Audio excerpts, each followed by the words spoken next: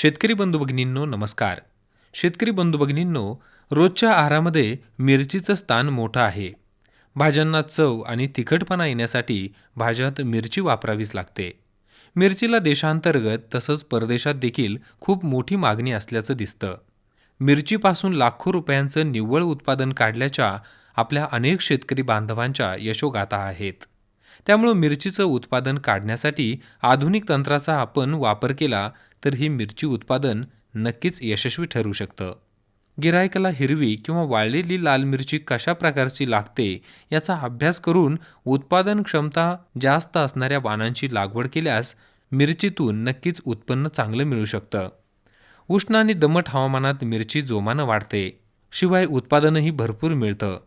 पावसाळा, हिवाळा आणि उन्हाळा या तीनही हंगामात मिरचीचं पीक घेतलं जातं. पण थंडीत आणि उन्हाळ्यात मिरचीची फुलगळतीमुळं उत्पादन काहीसं घटतं.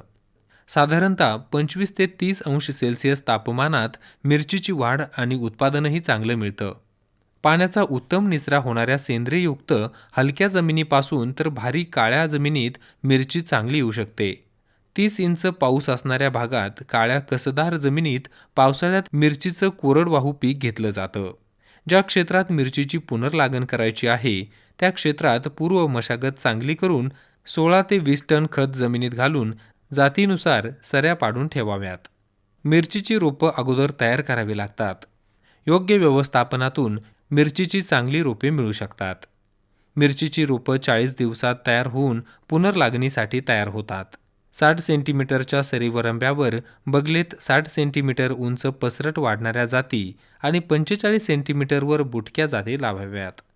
शेतकरी बंधू भगिनींनो, उन्हाळ्यातील मिरची फेब्रुवारी-मार्चमध्ये तर खरीपातील जून-जुलैमध्ये आणि हिवाळी मिरचीची ऑक्टोबरमध्ये लागवड करावी. मिरचीच्या पिकाला नत्र, स्फुरद, पालाश, लोह, गंधक, मॅग्नेशियम या मुख्य आणि सूक्ष्म अन्नद्रव्यांचे डोस शिफारसीप्रमाणे द्यावेत.